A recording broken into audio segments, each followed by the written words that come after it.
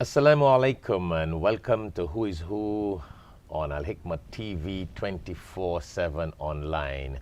We are very blessed and fortunate to have with us in Al Hikmah studio Dr.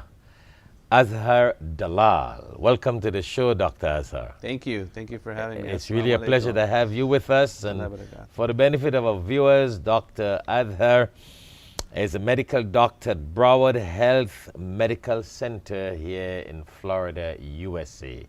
He's a very, very prominent community leader, someone very involved in Islamic activities and community services.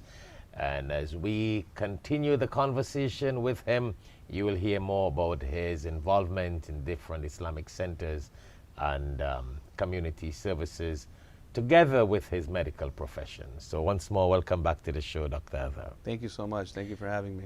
Well, first of all, we must say really, alhamdulillah, it's nice to have you. I know you're busy. You got to leave your profession and your work to come into the office. No problem. And I mean, to the studio here for us to have this conversation, and a special jazakallah.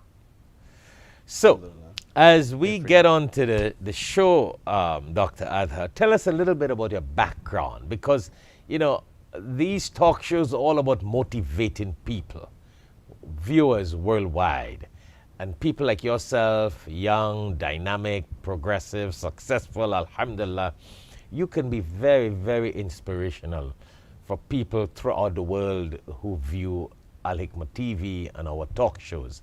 So where you're from originally, or your origin here, you know, what probably motivated you to get into medicine? Tell us a little bit about that. And I will cut here and there for the benefit of our viewers so they can keep track in what's going on. Sure.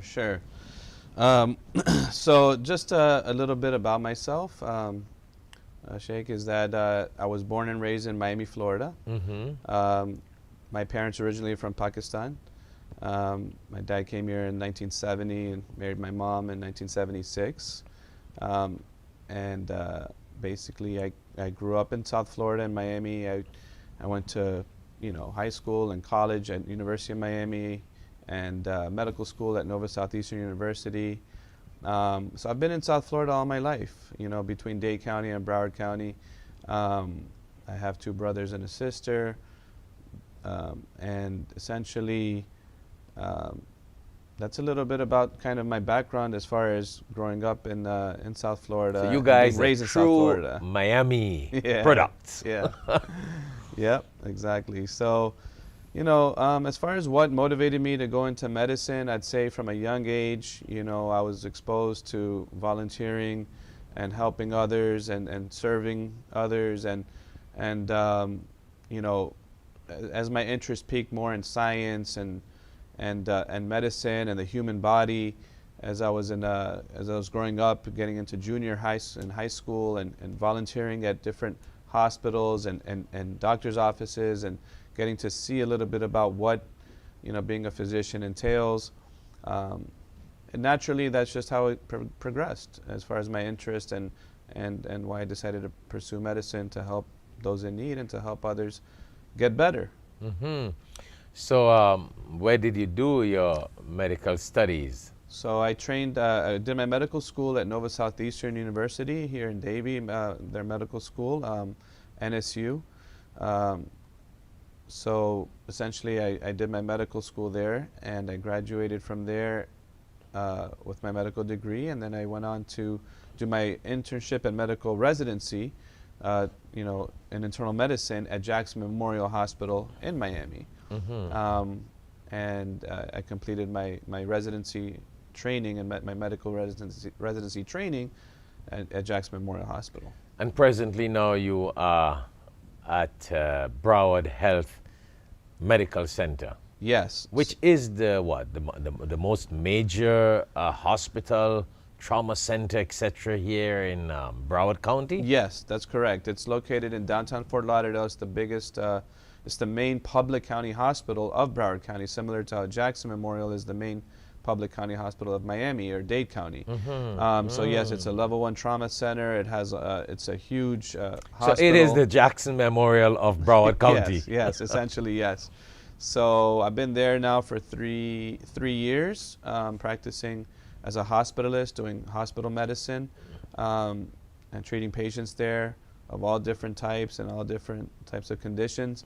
Prior to that, I was at Memorial Hospital and Aventura Hospital and Jackson North Hospital. So, but now I've been primarily at Broward Health Medical Center. So you have moved around. You have moved around. So what exactly you do at Broward Medical Health Center here? So like I said, I'm a hospitalist that treats patients with any type of different condition, whether they come in with a heart problem or a kidney problem or a lung problem or a neurological problem, or something wrong with the brain or something wrong musculoskeletal with the body. Basically, they get admitted to me. They're under my care and supervision throughout the time they're in the hospital, along with the different consultants or specialists that they may need. Sometimes they may need a consultant or specialist such as a cardiologist or a gastroenterologist, a specialist in the stomach and digestive system, or a nephrologist, a kidney specialist. So between the care that I provide and the specialists provide, we take care of them throughout the hospitalization, from the time they're admitted to the time they're discharged and they're released from the hospital, getting them better, improving them, and making sure they're treated for whatever condition they came in for, and getting them to be able to be discharged and released from the hospital when they're improved and better. Interesting. And I suppose, of course, as a doctor, you're very busy. It's a busy profession. Everyone knows that. It can be very stressful sometimes, right? Yeah, absolutely. Absolutely, it can be stressful. There's a lot of things going on sometimes, where you have to multitask and you have a lot of information to process quickly. You have to, you're treating a lot of patients with a variety of different conditions. You're coordinating with a lot of different subspecialists, case managers, the nurses, in order to treat these patients in the best possible way and with compassionate care. So, sometimes it can get stressful, but you try to balance it out and make it where, you still can have a balanced schedule and life, so that's what I would say. So as a doctor and as someone very much occupied out there in the medical profession, I see in your bio you are also very much involved in community services and Islamic activities, etc., specifically with Miami Gardens Islamic Center, plus with UHI. And UHI stands for what? Universal Heritage Clinic, or Universal Medical Clinic is what it's now being renamed to. Okay. So UMC, Universal Medical Clinic. So it's a free clinic that is located in Miami Gardens that provides health care for anyone and everyone, regardless of their background, their race, their religion, their financial status, as far as obviously primarily for those who have no insurance or no funds to get medical care. And it's a vehicle to provide that medical care that the community, the Muslim community, provides for everyone and anyone, no matter who it is. And it's a really a great clinic ran by some really excellent people out there in our South Florida community, as well as the volunteer physicians that all help out throughout. So you're one of the board members of UHI? Yes. Excellent. Yes, And yes. you guys, if someone wants to come by, what should they do? Just pitch up? Yeah, no. Call, make an appointment? Yep. It's very simple. Yeah, it's very simple. There's a website. There's a phone number. They just call. They make an appointment. The website has all the information about the clinic. And they just make an appointment and come in. And usually the appointments are within a couple of days that you can get an appointment and be seen. Right. There's even a walk-in option.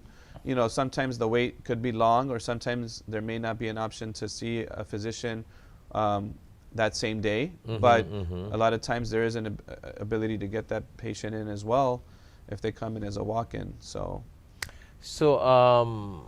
no insurance? No, you don't need to have any insurance, no funds, whatever you're able to. Is it open 20? There's no it's open to everybody, like no, regardless of that. And what are the hours of operation? So it's open every day, Monday to Friday, from 9 to 5, and on Wednesdays it's open till 7 as well, and on Saturdays it's open from 10 to 2. So it's open essentially 6 days a week. Yes, I mean, So- I know we have heard a lot. I've visited the center, the medical center, but I think people out there need to make good use of it. Absolutely, absolutely. Because a lot of money and a lot of time and voluntary medical services are being provided there. Absolutely, and we can send something to highlight the information for the clinic, the address, the phone number, the website, to give information and to put it out there for the community that may not be aware of it to know about it. Obviously, we've done a lot of marketing and Yes. a lot of word of mouth and a lot of promoting it throughout the South Florida community, but there may be, like you said, Shaikh, people that still haven't heard about it and or don't know about it and don't know that it's out there as a service that's offered in our community for everyone and anyone. And they need to be motivated to use the services. That's right. That's right. Because a lot of people, unfortunately, some people feel like they don't need to go to the doctor. They may not have insurance. They may not have any extra funds to go to a physician as a cash-paying patient even. And their medical conditions may be getting worse and may be getting more progressive to the point that because they haven't seen a physician and treated their hypertension or their diabetes, it leads to heart problems, to kidney problems, to neurological problems, so it can, to prevent that, and that's why it's a primary care clinic and preventative medicine. That's the best option, for patients to go to, so they don't get to that point of ending up on dialysis or suffering from a major heart attack or a major stroke or something else by getting the medical care early for their needs. And very important for the people out there to know is that there are a lot of very professional medical doctors who are there. It's not just people who are now beginning in a career or experimenting. It's qualified, experienced doctors who are serving at this voluntary medical center. Absolutely, absolutely. That's important service for people to know, yeah? Yeah. Right. It's a great service. So we got to go on a short break. Okay. Time just goes. We've been talking for 15 minutes. We got to go on a short break. Absolutely. When we come back, we'd like to talk a little bit about what motivates you to get involved in community services. And my reason for saying that is I'm sure you would agree with me that there are many doctors, many professionals, lawyers, doctors, but they're not involved in community services. I don't know if they don't care or they just don't have the time. But those who are involved, of course, they're busy. But what motivates you? And I think that will be very motivational to other professionals out there who are viewing this program as to how you can be a doctor and still be a community leader, someone, caring for the community and putting aside time for the community. So when we come back, we want to touch a little bit about that. Absolutely. So stay tuned. When we come back, we will continue this conversation with Dr. Azhar Dalal, who is a medical doctor at Broward Health Medical Center, Florida, USA. Assalamu alaikum. Assalamu alaikum. Allah gives hikmat, wisdom, to whomsoever He wills. And whomsoever is given wisdom is certainly given a lot of good. Only the people of understanding will benefit from the reminder. Tune in to Al Hikmah TV for khutbahs, lectures, and Islamic reminders. Assalamu alaikum wa rahmatullahi wa barakatuh.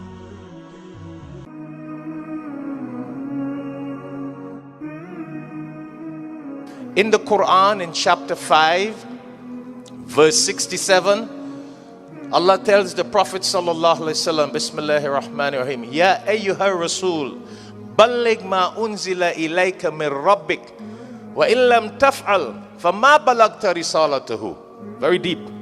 Allah tells the Prophet sallallahu alaihi wasallam to spread the message of the Quran. And he told the Prophet, and if you do not spread the message, you did not fulfill the mission of the messenger. So you and I are followers of the Prophet sallallahu alaihi wasallam. If we can afford one Quran, help us join in distributing the Quran. So if you can't afford one Quran, do it. $3. 10 Quran, $30. 100 Quran, $300.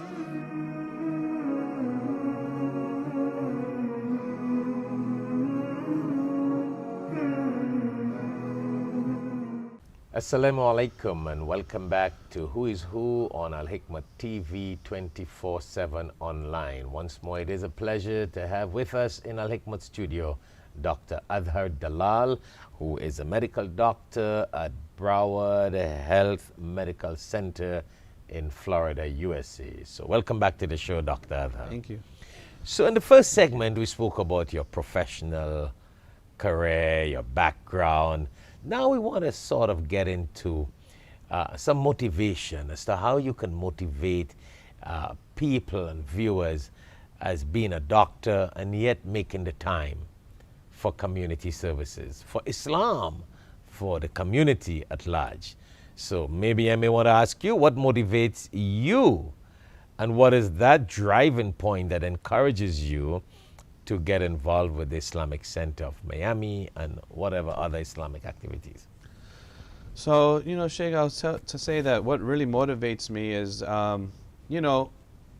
ever since I was a child growing up and my parents and inculcating that level of serving others and helping others and the Islamic kind of activities I was involved in from a young age, and a lot of volunteer activities, going to a lot of, programs to increase my Islamic knowledge, and as well as, serving in the community, feeding the homeless and helping in other capacities in regards and other types of activities, of serving others and helping others. So I would say that really was the foundation, right? As growing up as a young child. So maybe I may have to cut you here. If you say as a young person, growing up, it means that would have something to do with your parents. Yes, absolutely. You see what I'm Yes. thinking here? Yes. Because you went right back to growing up as a young boy. Yes. And that motivation would have stemmed out of your parents' deeds and activities that you are an offspring of. That's absolutely. So your parents, tell us a absolutely. little bit of your parents. Listen, well then if that's the case, Absolutely. then your parents are the root of this now. Yeah, no, So, I so mean- tell us what your father was, what he did, your mother. That will be very motivational to our Sure, parents out there, because if parents don't do things, they may not necessarily produce that kind of offspring. So our parents and viewers of this program will know, if you want your children to be doctors and lawyers and yet community leaders in the deen, serving the communities, then parents need to demonstrate and exemplify that kind of thing. Absolutely. So tell us a little bit about your parents. Absolutely. No, my mother was a teacher. She was Yeah. a Montessori school teacher for 30 years. Subhanallah. And my father is a businessman, who owned different businesses and throughout, while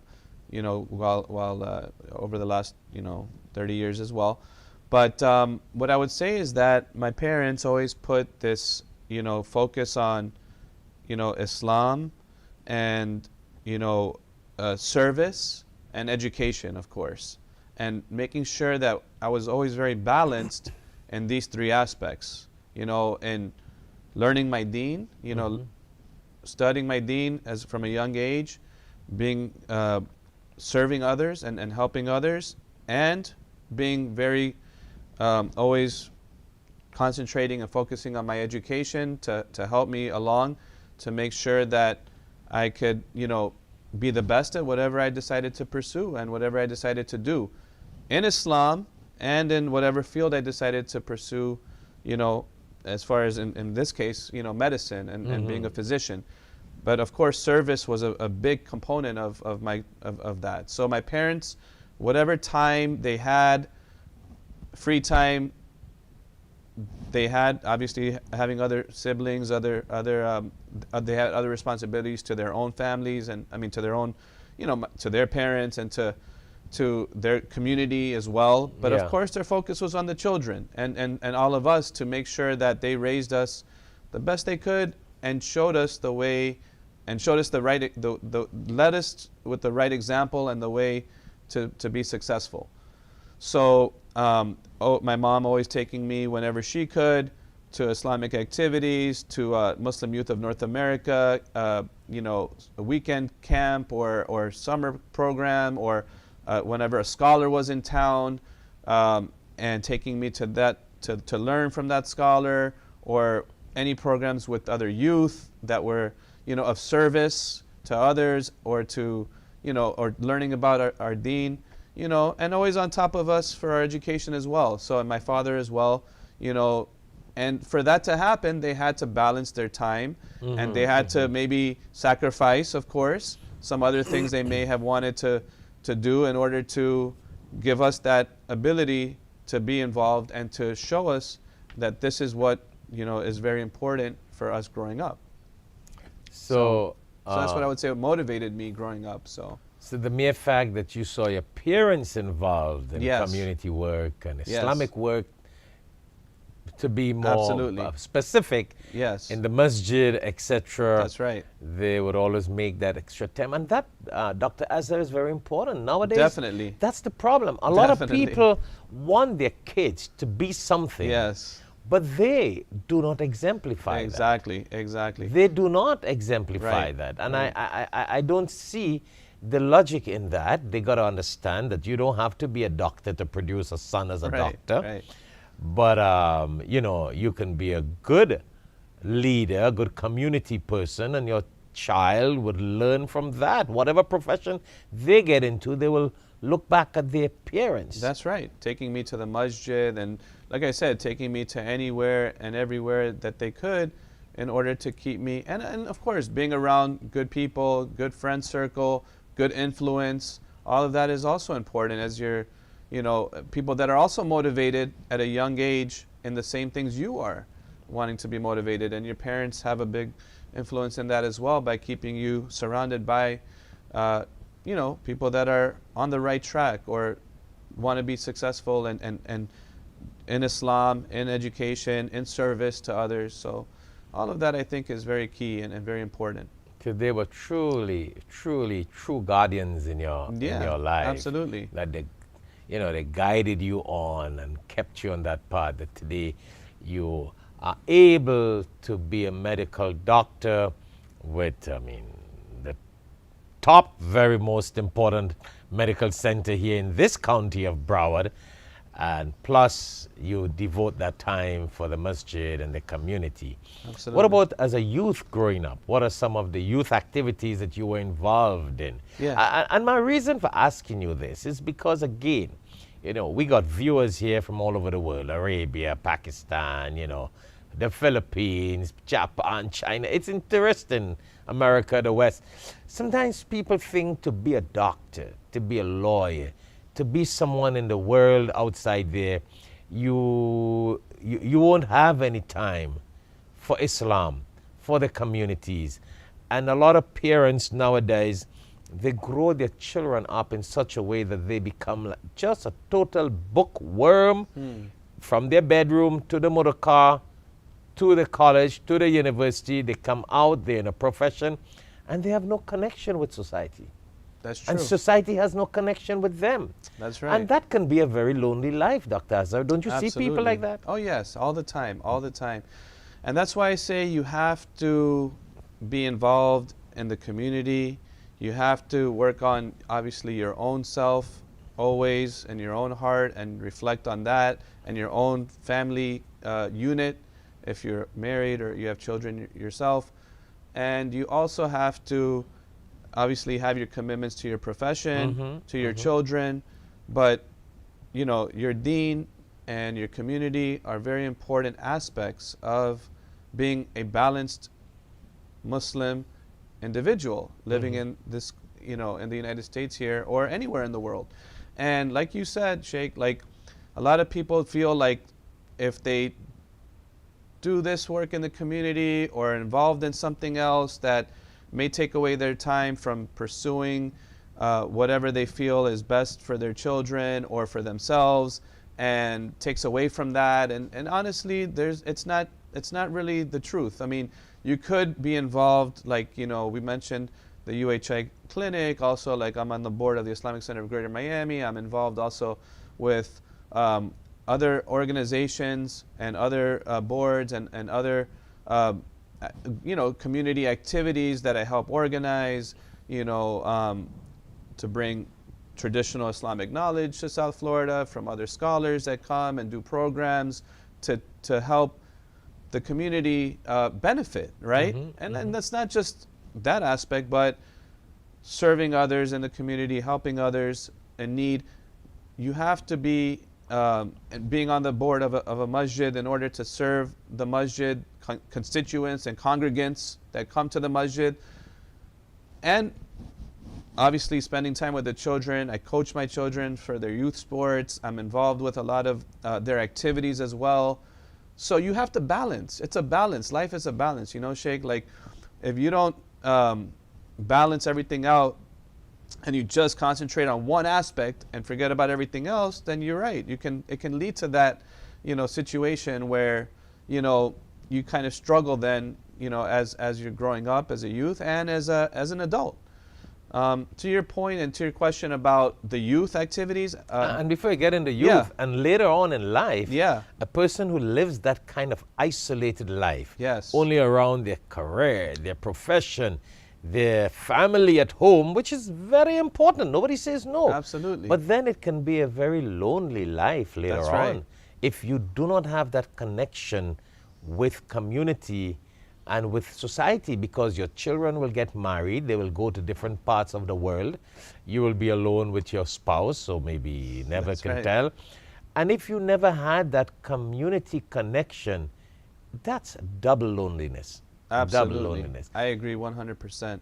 And that connection is very important to our community and society because of the things you just mentioned, Sheikh.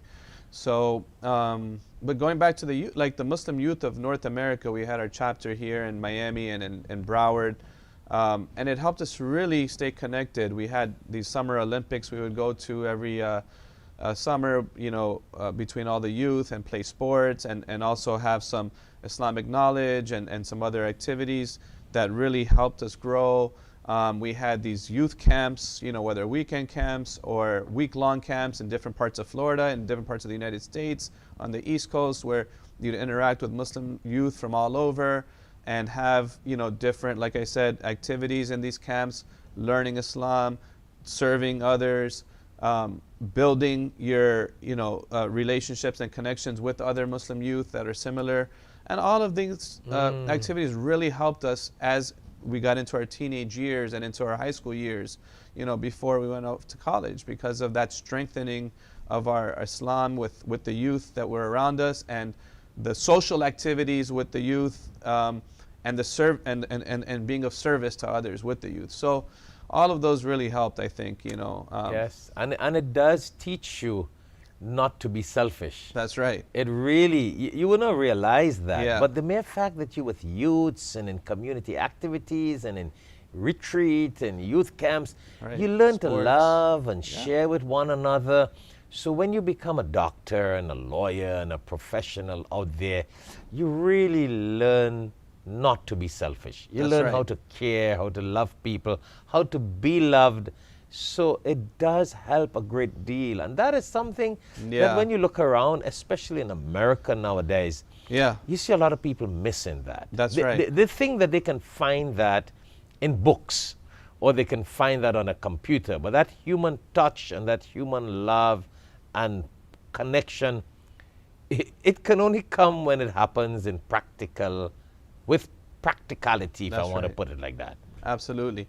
In this COVID pandemic, unfortunately, this past year, or about 14 months now, has really taken a toll and had a big effect on that human connection and being able to have community events and to have Islamic events, whether of knowledge or scholars or teaching or activities of service to others, or gatherings of benefit, and having that human connection and that human touch. Unfortunately, we've been having Zoom and online and a lot of virtual events, right?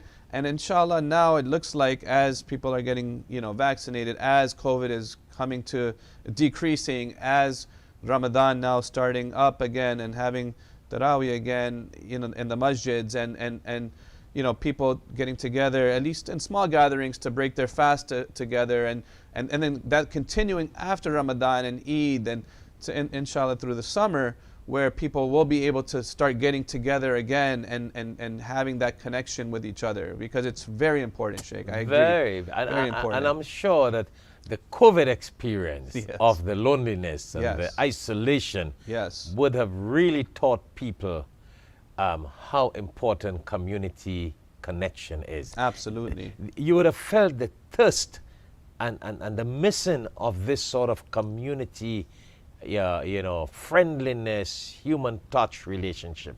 It's important. So when we come back, we again have been talking for more than 15 minutes. Yeah. When we come back after the short break, we want to kind of wrap up a little bit generally, and what's your recommendation, what's your advice to doctors out there, to youths out there, to even parents out there, how they can produce a child who is a professional, who can make it there in this life and in this world, and in this western part of the world, be successful, progressive, but yet be Islamic, be a community-based person. When we come back, we'd like you to share a little bit about that advice on how parents and people can get more into that, as Allah has blessed you with, inshallah. Absolutely. So stay tuned. We're talking to Dr.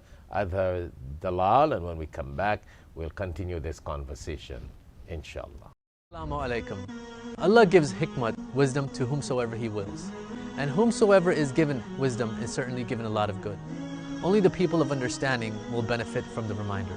Tune in to Al-Hikmah TV for khutbahs, lectures, and Islamic reminders. Assalamu alaikum wa rahmatullahi wa barakatuh.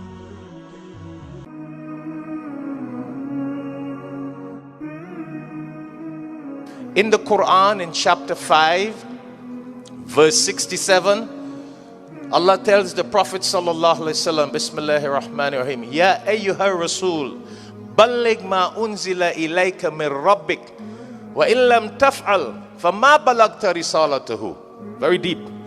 Allah tells the Prophet sallallahu alaihi wasallam to spread the message of the Quran. And he told the Prophet, and if you do not spread the message, you did not fulfill the mission of the messenger.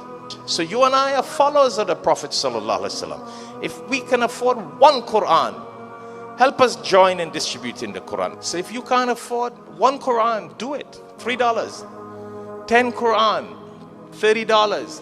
100 Quran, $300.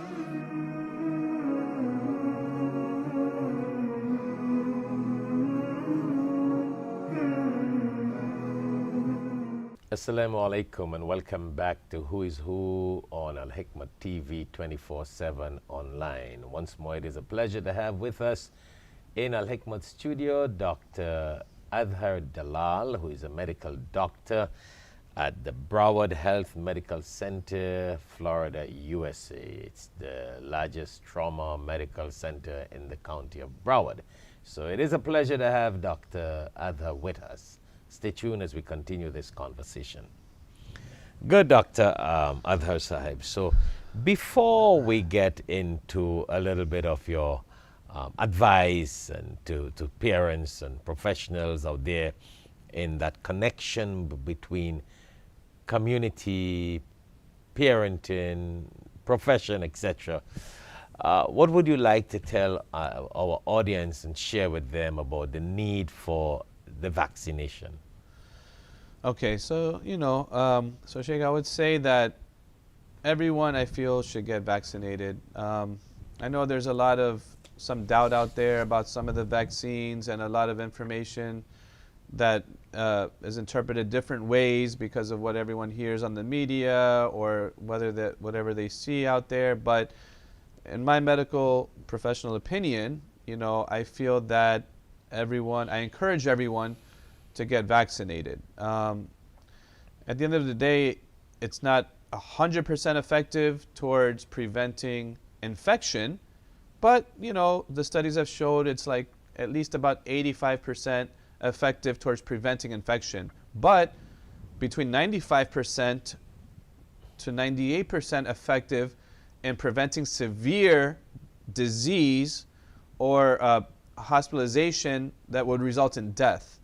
So because of that aspect of the importance of wanting to prevent anybody that contracts COVID from having severe disease that could result in a serious hospitalization or death, it's, in my opinion, encouraged to get the vaccine. And I feel that everybody should get the vaccine. Now, having said that, even if you do get the vaccine, since COVID's still going on, not everyone has gotten it. There's question about these variants that we've seen in different countries now, including the US and in Europe and in South America and even in Asia.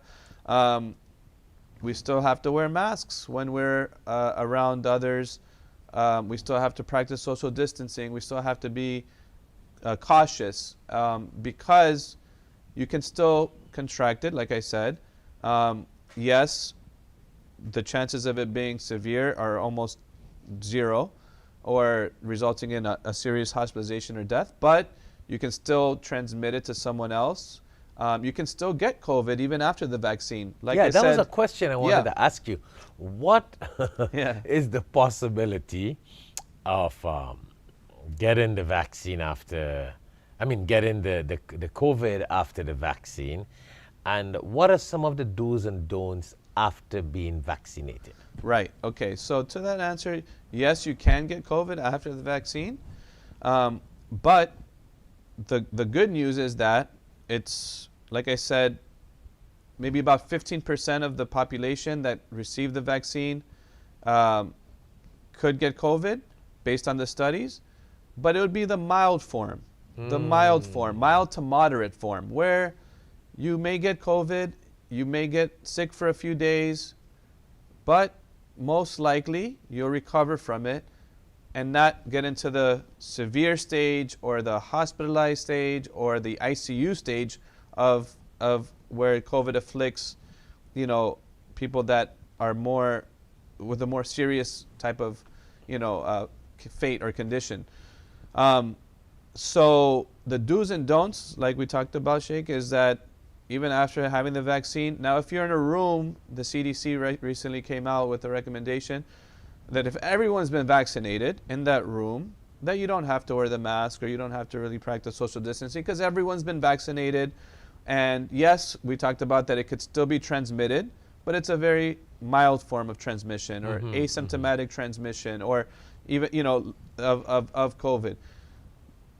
If everyone's vaccinated, but the chances of that happening, unless it's everyone in that gathering, or everyone has told you they're vaccinated, everybody else in any other gathering should still wear their mask if they're around anybody. They should still practice social distancing because, like I said, you can still get it.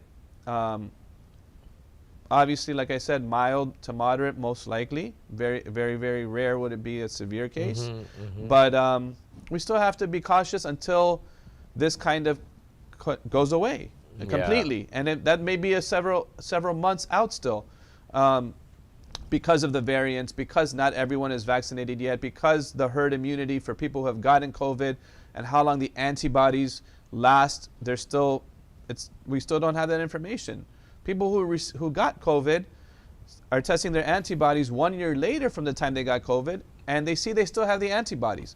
But we don't know if that's going to be for years or it's only going to last 15 months. Some people, it's lasted like 6 months, the antibodies, and then they don't have the antibodies anymore. And most likely everyone will have to get a booster shot afterwards. But just like the flu and just like any other illness, this is how the virus works. I'm just thinking what we're going to get into. Everyone will have to walk with an ID card with their photo and certify that I was vaccinated, I got a Yes. vaccine, I was vaccinated. That's right. And then maybe it may have a little clip off to show that I got the second boost. That's and right. I've been, you know, Absolutely. this is going to be interesting. And Yeah. every gathering you go to, every wedding you go to now, you enter the hotel and there's a big party of 300-400 people, and there is someone at the reception desk. They sign your name off. They must also check your ID and say, okay. I mean, I'm just thinking. That can happen. That can happen. And for travel, when you want to get on a plane down the line, you know, I know in Florida, you know, the politicians have some different views on the vaccination card. But I will say that for the cruises, the traveling on planes, for a lot of the things like you're mentioning, Sheikh, big gatherings that happen down the line in banquet halls or hotels or wherever there's a lot of people in a certain area, that may be the case, that they require everyone to have the vaccine. Once it's, like I said, now it's mostly available for everybody. It's still not 100% available for everybody. But once it is, which is coming in about 2 or 3 months down the line, by the summer, everyone will have the ability, in my opinion, to haven't gotten the vaccine. The question is, there's still people out there that don't want to get it. So, you know, that may end up being a requirement, like you said, for certain. And I think it might be interesting. You know, you go to this big banquet dinner, and everybody show their card or their invitation or whatever, but you got to have this checked off. Right. Vaccinated, and those who didn't, by accident, they forgot their card or they did not get it. Well, right at that banquet hall, you have another little corner, semi-separated. Right. That they will be masked off. And That's true. I mean, That's true. that might help. What it will do, it will help as a precaution. Yes. Plus, it may encourage people to be more alert, to keep their card with them, Right. or to get vaccinated. And a lot of these little things, because how do you know who is vaccinated, who is not Absolutely. vaccinated? You know, we don't know. We got to start. It just cannot only be in the aircraft. Right. And it cannot only be in certain, you know, restricted areas that are very restricted, flying here, there, security areas. Right. But the general public, because these are the people who will be going into the aircraft. That's right. These are the people who will be going to the weddings and the, Yes. you know, the banquet dinners and the gatherings. And it doesn't matter. It can be a gathering of 10 or a gathering of 10,000. Right. It's more or less the same effect, right? Absolutely. Absolutely. You will have to have some kind of identification because it takes just that one person that That's can right. spread it. That's right. Absolutely. So no, that's very, very important that you share that. So, you Yes, know, yes, time yes. is always on the go. What else would Yeah. you like to share? We got just about 3 minutes or so to conclude the program. What else would you like to share about from the medical point, from the vaccine point, Yeah, from no, the I advice just- point? I just say, you know, people should be vigilant still and be cautious still and don't think it's over because it's not over just yet. And I think, Sheikh, you were mentioning about as far as advice to give others.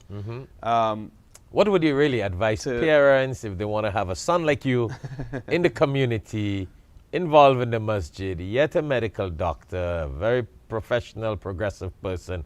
What do you advise parents to do? What do you advise youths to do? Right. So I would say, Sheikh, you know, just to conclude, you know, show them the example. That you have to show them the example as the parents, right? Because like you said earlier, if they don't see that from you, it's going to be hard for them to follow. So you got to be that example first and foremost. You know, whether it's the mother and the father, or just the mother in certain cases, or just the father in certain cases, you know, that parent, that figure has to be present and has to be the role model and the example.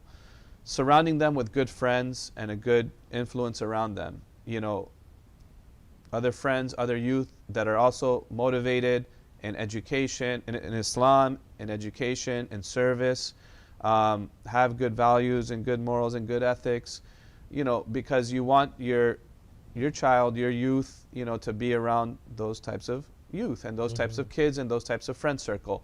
And then being balanced, you know, Sheikh, like I said, being balanced. Yes, you know, some parents, like we talked about, they're just about like, okay, education, yes, it's very important. And just their studies and just, okay, achieving the highest GPA and getting to the best, you know, college and everything else and to become whatever profession they want them to become. But you need to make sure they have their Islamic knowledge, and they know their Islamic knowledge, and they study Islam throughout their youth. It's very important. Reading the Quran, memorizing the Quran, learning how to pray properly, doing their 5 prayers on time, learning their fiqh, learning other Islamic studies, whether hadith and tafsir and tazkiyah and purification of the heart. All of these things are going to guide them throughout their youth and as an adult. And being of service to others, having them volunteer to help others, to serve others, that will be really important for them to be motivated to see what that really is, being in service to others. And having friends and people of different backgrounds, ethnicities, religions, to expose them to all kinds of different people from everywhere, is very important for them to really understand, and not just having them around one group of people or one socioeconomic status or one type of ethnicity or one type of religion. No, exposing them and having them with good people from everywhere, because there's good in all people. Of course. So diversity, multicultural, multi-faith. Right, interfaith. Very so important. They get very balanced. Very important. Absolutely. One thing we didn't talk about, Dr. Azhar, is like how many children you got?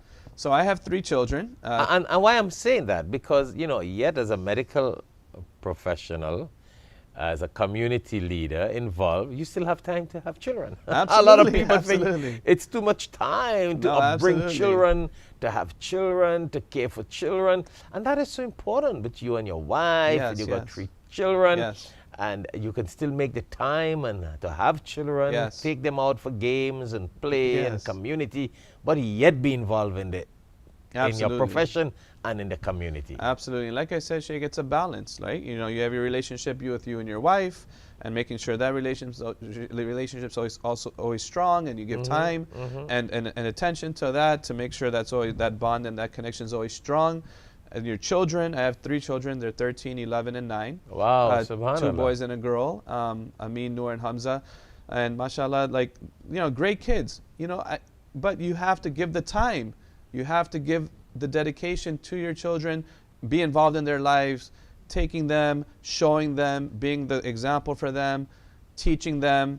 And that's very important, because they need us as parents. And I enjoy spending time with my kids. I enjoy teaching them. I enjoy, coaching them. I enjoy, doing activities of service in the community, and helping others with them, and showing them what that means to serve others. So, that's very important, and that will lead, inshallah, to them being, successful later on in life, and in Islam, and in whatever field they decide to pursue, and that's what I would say about that. So Definitely. Yeah. So we really appreciate that. yeah, We you got to make appreciate- time.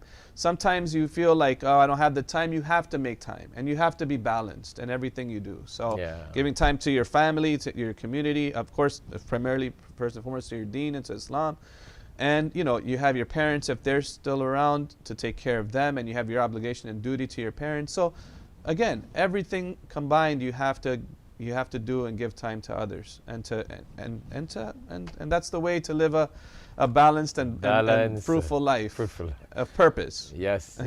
Well, thank you very much. Jazakallah. I mean, you got a couple of seconds to conclude whatever you want to say that's as it. you've been on the show. I think I want to say thank you, Shaykh, and thank you, Al Hikmat TV and Al Hikmat for giving me this opportunity to just share some tidbits and whatever I can to benefit whoever's able to view this anywhere. And I appreciate the Al Hikmat crew and Shaykh Shafayat for everything, inshallah, and giving me this opportunity today. So thank you very much. Jazakallah again. It has really been a pleasure to have you with us in Al Hikmat studio and on Al Hikmat TV. So once more to our viewers out there, especially those of you who have just tuned in, we have been talking to Dr. Azhar Dalal, and he is a medical doctor at Broward Health Medical Center here in Florida, USA. A very experienced person, well-mannered, well-disciplined, and well-organized, living a balanced life with his family, his wife and children, in the Islamic community, involved in society, of course, his medical profession. So those of you who have just tuned in, always stay tuned to Al Hikmah TV. Check out this show back on YouTube, on Facebook, social media, etc. And we wish you all the best. Ramadan Mubarak, Ramadan Kareem, and Assalamu alaikum wa rahmatullahi wa barakatuh.